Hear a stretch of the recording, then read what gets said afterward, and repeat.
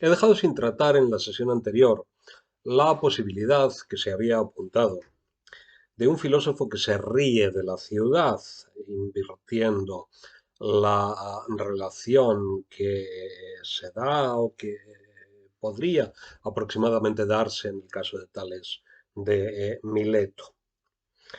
Hay una referencia fácil de aducir en relación con lo anterior, esa referencia de Demócrito como el filósofo proverbialmente risueño en oposición a Heráclito, que es el filósofo que llora. ¿De qué se está riendo constantemente Demócrito? Bueno, decir que Demócrito se está riendo de la ciudad es algo que seguramente resultaría excesivo e inapropiado. Demócrito se está riendo probablemente del mundo, se está riendo de las cosas, se está riendo de los humanos y lo está haciendo de manera quizás indeterminada.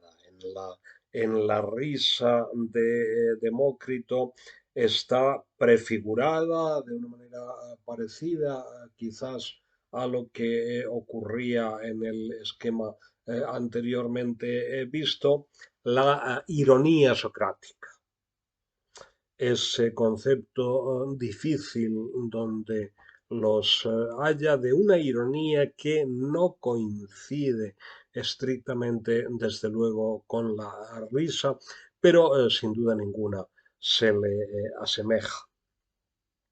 Sócrates no ironiza con la ciudad y Demócrito, por su parte, tampoco se ríe de ella.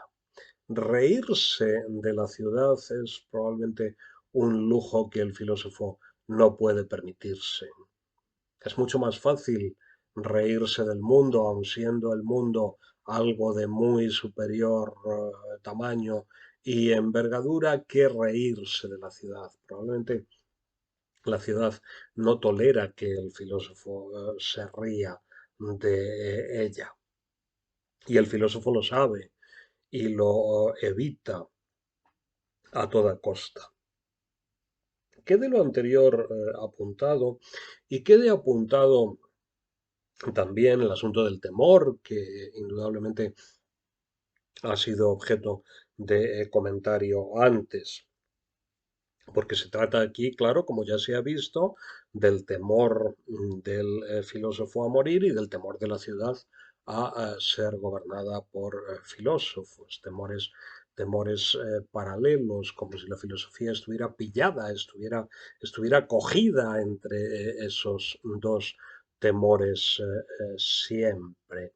Y como si no pudiera librarse de un estado de temor, como si el temor tuviera que acompañarla siempre bajo una forma o bajo otra, bajo una forma activa o bajo una forma pasiva. El temor propio, el temor que el filósofo tiene o el temor que el filósofo suscita.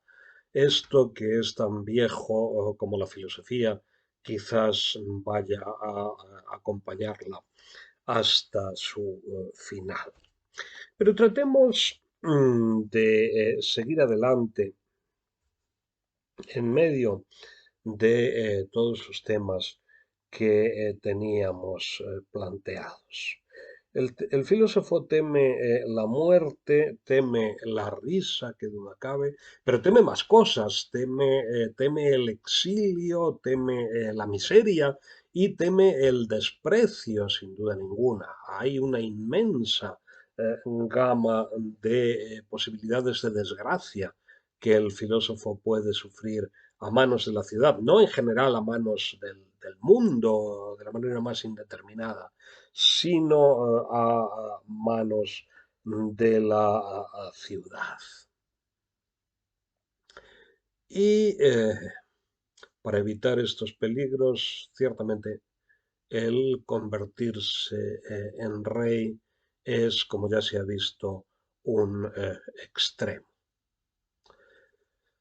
Ahora bien, caben sin duda ninguna posibilidades intermedias que han ido apareciendo a lo largo de la historia del pensamiento de una manera recurrente y de una manera ilustre. Aristóteles no quiso ser, que sepamos, nunca filósofo rey, pero optó por otro destino de parecida índole, el cual ejecutó con cierto éxito, por lo menos con cierta destreza, el papel de preceptor o de educador de Alejandro. Influir en el príncipe o educar al príncipe es, podría decirse, una especie de sucedáneo, una especie de sustituto de la tarea del filósofo rey. Es como ser filósofo rey, pero de manera indirecta, de manera vicaria, de manera mucho más sutil y quizás también más segura. El filósofo rey se expone a todo tipo de desgracias y también a todo tipo de burlas. El filósofo consejero o el filósofo educador también, pero ciertamente menos, ciertamente muchísimo menos. El filósofo educador o el filósofo consejero está amurallado detrás del consejo o detrás de la educación. Bien, hablar de un filósofo educador o de un filósofo consejero es lo mismo que hablar de un filósofo rey, es lo mismo introduciendo diferencias que son relevantes pero que no son fundamentales. Se trata de regir, se trata de gobernar de manera indirecta y a veces gobernar de manera indirecta es gobernar mejor y sobre todo gobernar más. Y sobre todo gobernar más. No es que el proyecto de estar ahí en la sombra, estar detrás del príncipe o estar en la educación del príncipe sea una tarea modesta, sea una tarea menor en relación con la otra, que sería la mayor y más ambiciosa, la del filósofo rey. No, no, no se trata de esto, quizás se trate justamente de todo lo contrario, quizá el poder del consejero, del educador, sea mayor y su influencia sea más perdurable, ¿no? El mandar ahí detrás, el mandar invisible, el mandar que no se ve, aunque quizá sí que se sabe, y desde luego muchas veces se sospechará, entre la sospecha y el conocimiento hay en grados, pero lo que importa es que, en cierto modo, aunque el filósofo no sea visible, está ahí y se sabe que está ahí. Ese estar ahí es, sin duda ninguna, una forma de poder bien notable y bien efectiva. De la misma manera que hay también sucedáneos de la muerte del filósofo. A veces al filósofo no se lo mata, al filósofo se le somete a risa, como ya se ha visto, pero se pueden llevar a cabo con él otras clases de operaciones. El filósofo puede ser exiliado, el filósofo puede ser encarcelado y el filósofo puede ser también totalmente ignorado, totalmente ninguneado, sometido a un régimen de ignorancia. Ese régimen de ignorancia en virtud del cual simplemente el filósofo no es nadie, ha dejado de ser alguien, ha dejado de tener voz. Ha dejado de tener voz y eso no significa que haya enmudecido, sino que puede decir lo que quiera. Y a menudo hablará y hablará y hablará hasta cansarse, pero dará absolutamente igual, porque sus palabras han quedado totalmente desprovistas de significado y totalmente desprovistas de valor. Este destino del filósofo está emparentado, sin duda ninguna, con el destino que sufrió Sócrates y es en muchas ocasiones una, una muerte no especialmente truculenta, pero sí singularmente perversa. ¿Mm? ¿Cuántas veces al filósofo se lo oye, se lo escucha, se le da voz, pero se le da voz y se lo oye muy a sabiendas de que da absolutamente igual lo que quiera decir? No suscitará risa, es decir, la gente no se reirá de él a carcajada limpia, ni siquiera se sonreirá, pero lo que harán los ciudadanos será mirar al filósofo como a un ser completamente inofensivo, como un ser meramente decorativo, que está ahí cumpliendo su papel y que está cumpliendo el papel que cumplen algunos muertos, es decir, gentes que ya han dicho todo lo que tenían que decir. ¿Mm? Que ya han dicho todo lo que tenían que decir y que lo único que les queda por decir es, por tanto, repetición, cosa ya sabida.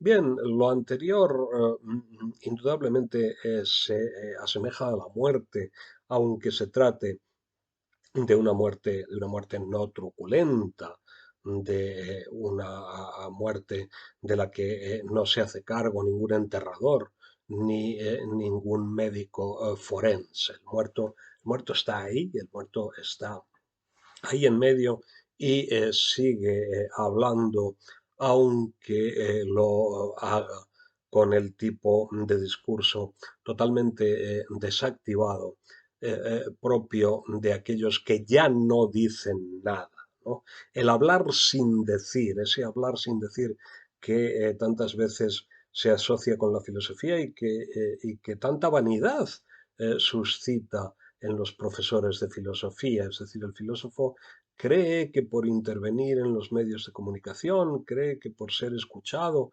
o por ser leído, ya está diciendo algo y por tanto quienes lo leen o quienes lo escuchan están entendiendo algo de lo que él dice. Y en realidad no se trata de nada de esto, en realidad se trata de un mero parloteo, en realidad se trata de la repetición de una serie de lugares comunes que, a poco inteligente que sea el oyente o el lector, pueden ser predichos de antemano, es decir, ya se sabe de antemano lo que el filósofo va a decir.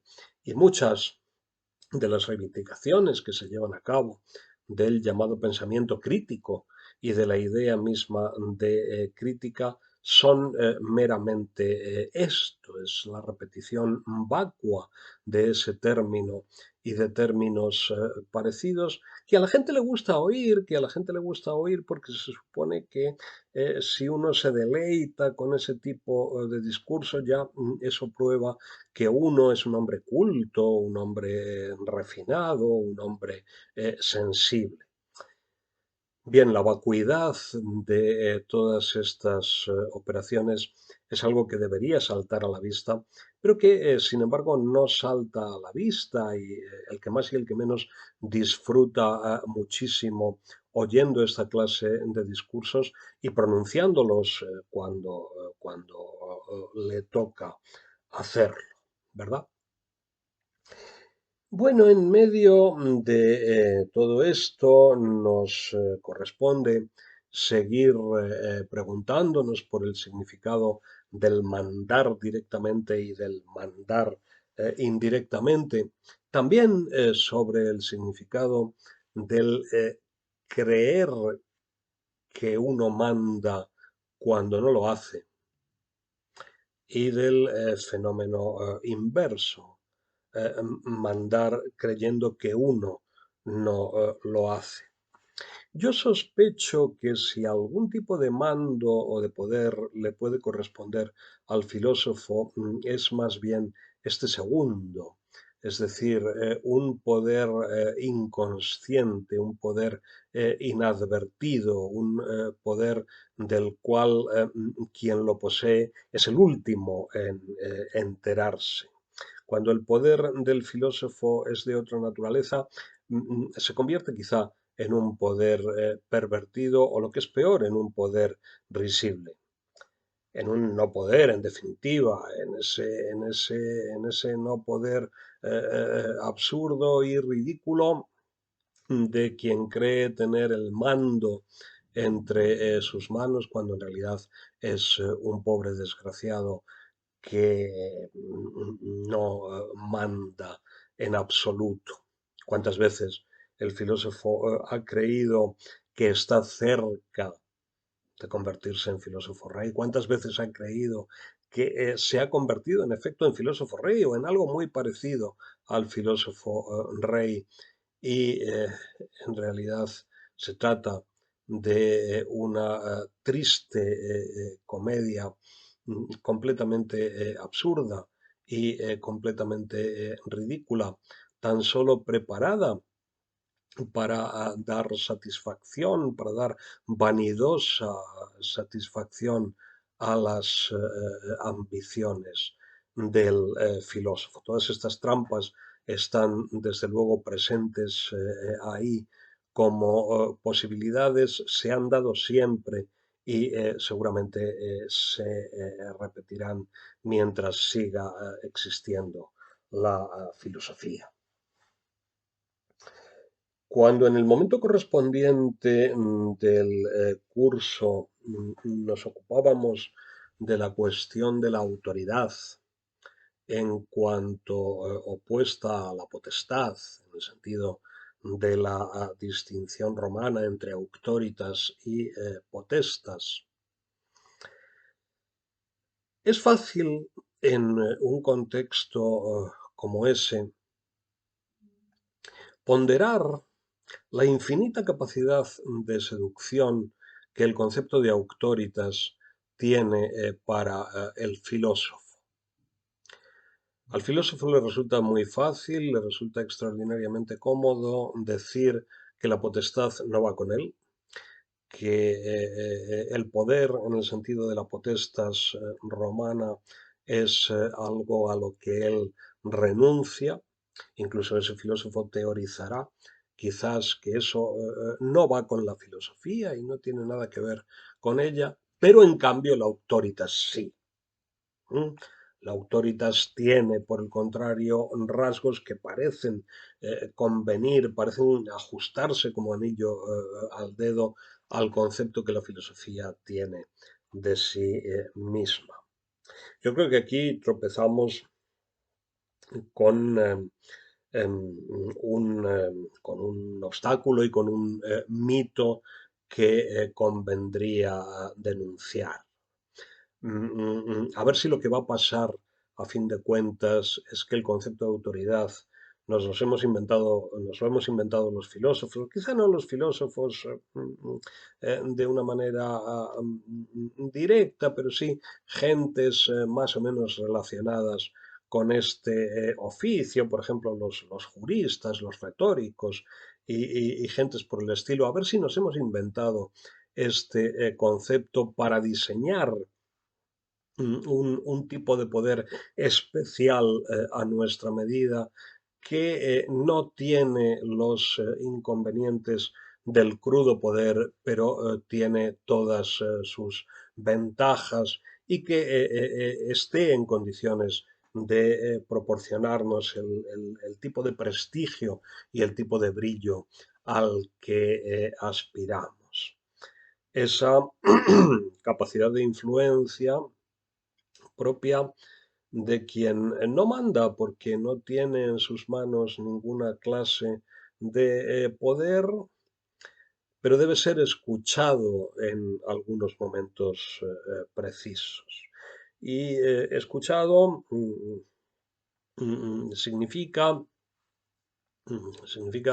como sabe todo el que sepa algo de alemán, ¿verdad? Obedecido, en cierto modo. ¿Mm? Obedecido en cierta peculiar manera, en la peculiar manera que corresponde a aquel cuyas palabras poseen una especial validez, poseen un especial peso. Es decir, se trata aquí del deseo de que la palabra propia tenga más peso y tenga más influencia que la palabra común, que la palabra dicha por el filósofo no valga lo mismo que la palabra dicha por el hombre ordinario. Esto último es una manera de entender, una manera de entre las muchas posibles de entender la noción de autoridad. Bien, de ser esto así, si todo esto que estoy sugiriendo ahora tiene algún sentido, deberíamos tener muchísimo cuidado con ello, porque eso de aspirar a que las palabras propias valgan más que la palabra común es algo notablemente tramposo y algo seguramente antifilosófico de raíz, es decir, si la palabra vale independientemente de quien la pronuncie, el postular alguna clase de ligazón esencial entre las palabras y quienes las pronuncian, es probablemente un atentado contra la palabra y un atentado contra la filosofía, un atentado contra el cual deberíamos ponernos en guardia. Cuidado, cuidado, por tanto, con esta seducción de la auctoritas que puede llegar a resultar verdaderamente tramposa. Y cuidado también con otra posibilidad que está implícita en todo lo anteriormente dicho, aunque no se haya explicitado. El filósofo puede ser consejero del príncipe, educador del príncipe, entendiendo por príncipe el príncipe individual, el gobernante uno, el gobernante que aspira al poder de uno solo. Pero seguramente un esquema muy parecido se reproduce cuando el filósofo aspira a ser el consejero o el educador del príncipe colectivo. Tanto da que se trate de educar a Aristóteles como que se trate de educar a las multitudes democráticas antiguas o modernas. El esquema es muy semejante. El esquema consiste en educar o en asesorar a aquellos que han de mandar en el futuro o que efectivamente mandan ya.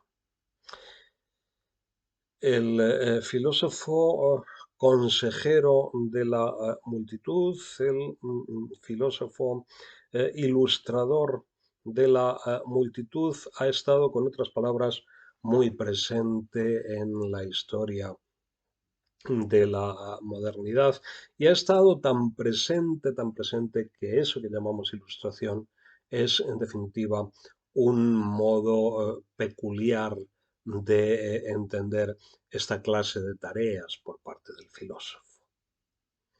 El filósofo que no les dice a los ciudadanos mayores de edad lo que tienen que pensar, ni muchísimo menos, porque para eso ya son ciudadanos mayores de edad, pero que ejerce ese llamado uso público de la razón que tiene entre sus consecuencias más notables el que los ciudadanos encuentren claridad, encuentren luz a propósito de lo que ellos mismos tienen irrenunciablemente que pensar. El filósofo acompaña al hombre ilustrado en su razonamiento y lo hace a menudo con un alto grado de hipocresía, como si se tratase simplemente de una compañía modesta que no aspira a ninguna clase de dirección, cuando en realidad lo que hace es aspirar a una dirección francamente muy efectiva.